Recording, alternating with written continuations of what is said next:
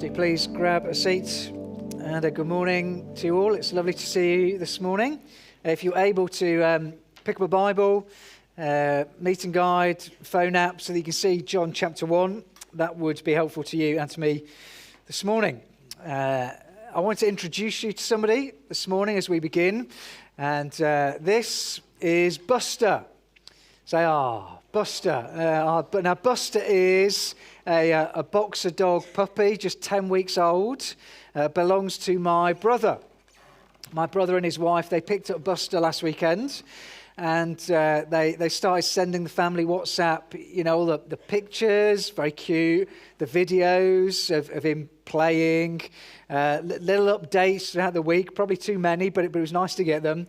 And so we've got a date. We've got a date in our diary in a few weeks' time where we can go up to Derby, where my brother lives, and we can go and meet Buster because, the pictures are great, the videos are nice, the updates are interesting, but really it's not the same as meeting face-to-face Buster, as encountering him for ourselves. That's what we want to do. That's what we're going to go and do.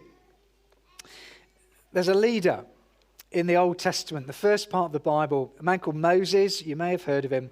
One of the key figures in Israel's history who led the people out of their slavery in Egypt, led them through the wilderness 40 years and into the promised land. Now, at one point in his life, in his journey, he expresses his feelings of inadequacy. He expresses his fears. He expresses his vulnerability and his weakness at the task of leading the people. And so he cries out to God and essentially says, God, if I'm going to do this, like your presence must go with us. I don't know how to lead these people. And God kind of assures him of that. And then Moses says these words in Exodus 33. He says, now show me your glory. Now show me your glory. He's saying essentially, look, if I'm going to have the courage and the inspiration and everything I need to do what you're calling me to do, Lord, it's not just enough to kind of hear you and hear about you. I need to see you. I need to meet you. I need to have an encounter with you. Now, I wonder if this morning, maybe some of you have a bit of that in your own hearts.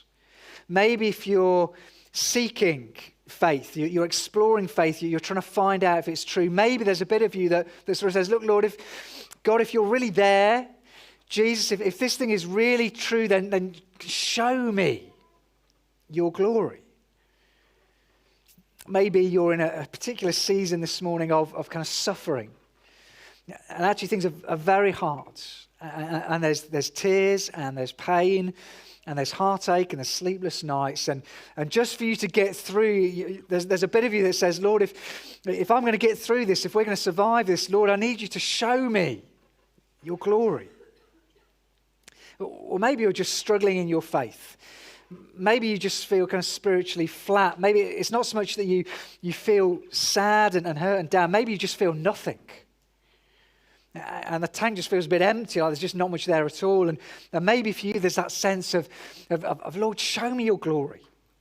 If I'm going to live for you, if I'm going to step out in faith for you, if I'm going to be courageous for you, show me your glory.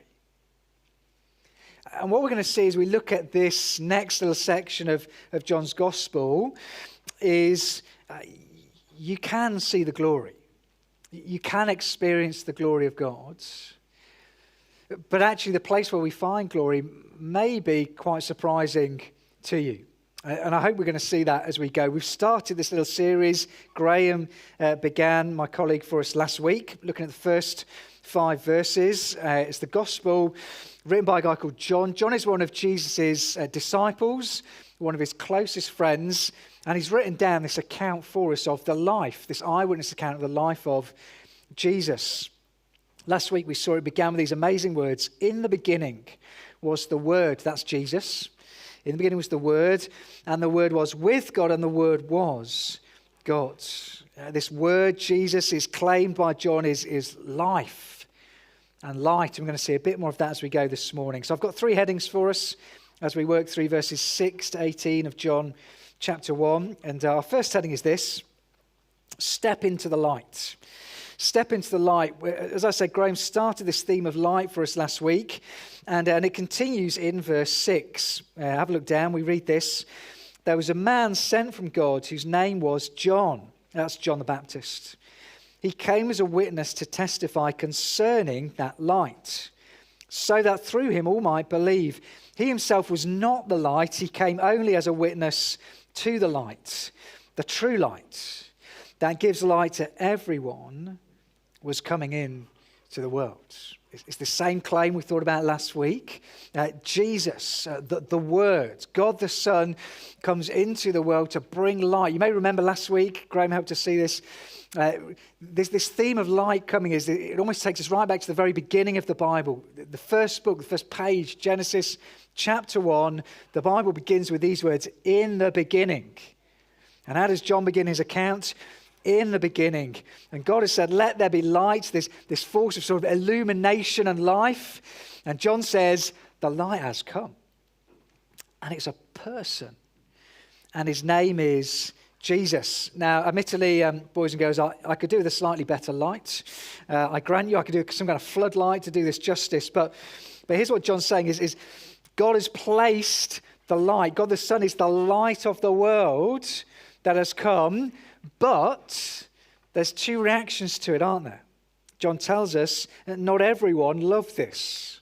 Verse 10, have a look down.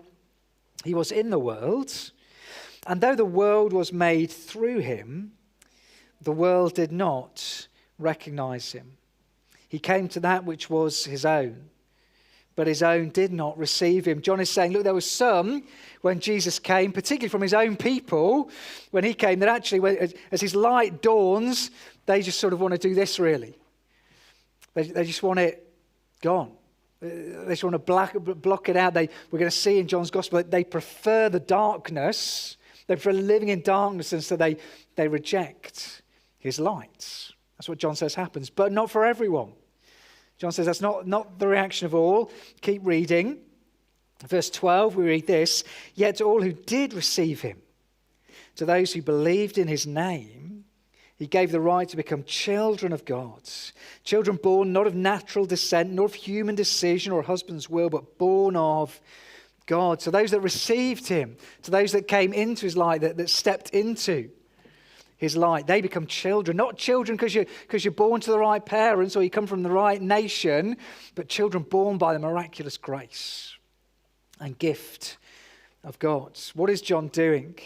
Do you see, right at the very start of his account of the life of Jesus, he wants to confront you and I with this question: what are you going to do with this person? That's the question. That's the thing that keeps coming throughout the entirety of his gospel account, is what are you going to do with Jesus? The light has come. Will you reject him? Or will you receive him? If you get on a train to London, and if you sit looking out sort of the left-hand side as you go down, you don't have to be too far into the journey. Sort of as you're getting toward Ampthill, and you look out the window and you'll see on the hillside the sort of the ruins of an old house. Now it's, if you can get closer, it would look like this. Anyone know where that is? Houghton House. Yes, Houghton House. And you can see it there. And you know, every time I've been on the train, I go past it and I see it on the hillside. I think, wow, that looks really interesting. I should probably go and see it sometime. It's on my doorstep. It's not far away. I should probably go and look at it. Do you know what? In 13 years of living in Bedford, I've never been. Every time I sit on the train, I go by, that looks interesting. I should really make time to go and see that. Gone. John is saying, don't do that with the light of the world. Don't do that with Jesus. Don't sort of look at it and go, oh yeah, that looks kind of interesting. I should probably check it out, and then just carry on. Now, John's gospel is like, do you remember the old Green Cross code? John's gospel will say, stop, look, listen. What are you going to do with the extraordinary claims that John is going to make about this man who lived and walked among us called Jesus? That's the first thing. The second thing is this: pack up the tent. Pack up the tent. As we go through, we're going to see this extraordinary claim that John makes about what Jesus is coming to do. We're going to get there. Pack up the tent. Now, to be totally honest and upfront with you, I don't like camping. I have this theory that if you like camping, you're lying. Okay? My mum and dad, they never took me camping because they love me. And I live in a house. It's got walls. It's got a roof. It's got hot running water. It's got electricity. It's lovely. So if you said, would you like to spend your holiday sleeping on the ground? No. Do you want to spend your holiday waking up at 5 a.m. freezing cold? No, I do not. Do you want to spend your holiday doing your toilet in the woods? No, I don't. People say, don't they? They say, oh, well, camping is a tradition in my family. Listen, camping is a tradition in everyone's family until we invented houses and figured out they were better.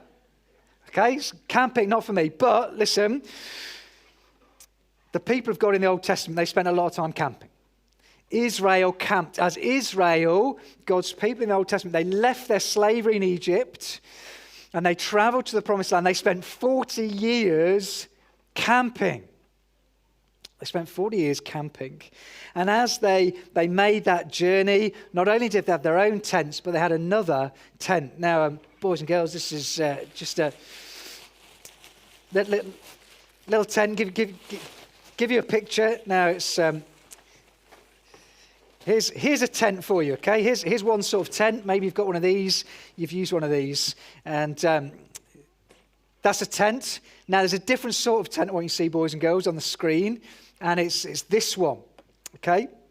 Now, this tent is called the tabernacle. What's the tabernacle? Well, as the people of God, as they made their journey, God went with them. And God's presence with them symbolically dwelt in this tent, this tabernacle. This was the place they'd set up and they'd pitch it wherever they went, wherever they set up new camp. They'd pitch this tent, the tabernacle. This was the place where they did their worship. This is the place where the priests would offer sacrifices, because this is the place where God symbolically dwelt in the midst of the people. Now, why is that significant in this passage? Well, boys and girls, I want you to have a look down. Grown-ups nearby, you can help boys and girls do this, okay? Have a look down at verse 14, find it. If you've got a pen handy, that's great. I want you to circle a word. Okay, now read it with me. Here it goes. The Word became flesh and made his what? Dwelling. Good, circle it. Circle the word dwelling. Because that's a really significant word. We kind of miss it as we read it in English. But the word there is quite an unusual word. It's a word that goes back into the Old Testament. John is using it deliberately to point back. The word really is, literally translated, it would be the word tabernacled. Now look at what John is saying. It's an extraordinary claim, isn't it? Look what he's saying.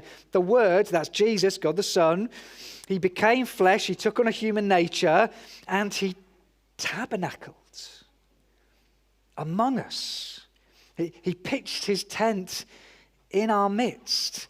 Now, what is John trying to tell you and me as we read that? Here's what he's saying. When Jesus came, he's saying, now, if you want to meet God, if you want to encounter God, you don't go to a place, you come to a person. You no longer have to go to a place. You don't have to go to the tabernacle or what became later the temple. You come to a person. He is the place where God's fullness dwells. Actually, he's going to be the supreme priest. He was going to make the perfect sacrifice in time, wasn't he? Come to a person, not a place. Every other religion on the world says this. You've got to go, you've got to do, and you may obtain salvation. Christianity says this. He came. He did. So now you and I just receive the gift. We receive the gift of salvation. When I was a child, before, when I thought like a child and reasoned like a child, and before I knew any better, I supported Arsenal Football Club. And then I grew up. But when I supported Arsenal Football Club, my grandparents owned a nice house, big house in a village called Wheathampstead, which is only about sort of 30 miles south of here. And we'd go and visit them and we'd stay with them. One time we turn up and my granny and grandpa say, we've got some exciting news. We've got some new neighbours. The neighbours that have just moved in, he's just signed for Arsenal.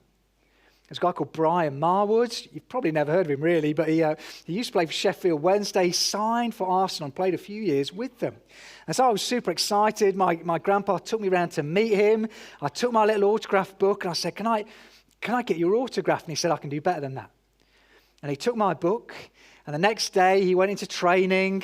He got all the Arsenal players of that time, late 80s, to sign my book. And then he came round and he brought this thing back. And sure enough, they were there, all the players, all these legends of Arsenal, Tony Adams, David Seaman, Nigel Winterburn, Lee Dixon, Michael Thomas, David Rocastle, Alan Smith. They're all in my book. It's amazing. Now, I could have gone to the training ground and I could have dutifully waited, and maybe a couple of the players as they came out might have given me an autograph, maybe they wouldn't. But you see what happened is he went. And he did it, and he brought it, and I just received it. That's the amazing news about Jesus. This is what it means for him to come and dwell. It's not like you go, and you do, and you obtain. It's he came, he did, you receive the gift of salvation. We can pack up the tent. Here's our third heading this morning is Behold the Glory. Behold the glory. Have a look down again with me at verse 14. The Word became flesh and made his dwelling among us, and we have seen his glory, the glory of the one and only Son. In these last few verses, 14 to 18, John repeats a few words multiple times. He uses the word glory twice. He uses the word fullness twice. He uses the word grace 4 times to try and get this point of the full glory and fullness of God has brought grace to us. Think about those words, fullness. I don't know if you, this is probably something I shouldn't like, but I kind of do. And it's, you know when you see the river start to fill up, you don't want it to flood, I know that's bad, but you know when it gets to the point where it's almost bursting its banks. And there's a bit of me that likes to go and watch it and see that there's almost a hypnotic power, isn't there? To the water as it flows and it moves, and it's flowing fast and it's full, and you watch it, you go, wow. So think of that image, the fullness. John says that the fullness of the glory of God has come in the person of Jesus. And he's come to bring grace, hasn't he? Like 4 times in this little section, he's full of grace and truth. Out of his fullness, verse 16, we receive grace in the place of grace already given. There was grace in the Old Testament, but Jesus, the fulfillment of all of those purposes, everything to which that points. So we've got grace on top of grace. The law was given through Moses, verse 17. Grace and truth came through Jesus Christ. And think about that word glory. We have beheld his glory. Do you remember Moses? Remember Moses? What did he ask for? What did he say? He said, now show me your glory. Show me your glory. Let me just read you a few verses from that episode in Exodus 33, where Moses says, now show me your glory. And the Lord said, I will cause all my goodness to pass in front of you, and I will proclaim my name, the Lord, in your presence. But he said, you cannot see my face, for no one may see me and live. And the Lord said, there's a place near me where you may stand on a rock, where my glory passes by. I will put you in a cleft in the rock and cover you with my hand until I've passed by. Then I'll remove my hand and you will see my back, but my face must not be seen. Moses said, Lord, show me your glory. And he gets just a glimpse of the back of God's. And then what does John say? Isn't this an extraordinary thing? We miss this, don't we? As we just read it, through and go, yeah, we beheld his glory. Yeah, great. This is, for the first readers of this, If you were familiar with your Old Testament, if you're a first century Jewish reader and you read it, it's almost blasphemous. It's such an extraordinary thing to say, isn't it? You think of that story of Moses saying, show me your glory. No, you can't see the glory. And then John says, we've seen the glory. We've seen it.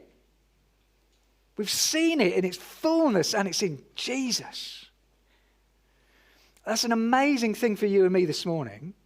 Because as we read through the Bible, so let's not stop here, but let's think where this story goes. Jesus lives the perfect life. He dies that sacrificial death in our place. He's buried. He rises to life again on the third day. He ascends into heaven, and he pours out his Spirit on the church, on individual believers. And what's his promise? The one that is full of grace and glory. The promise is, I will be with you always. The very end of the age. I will never leave you, nor forsake you. Where two or three gather, there am I.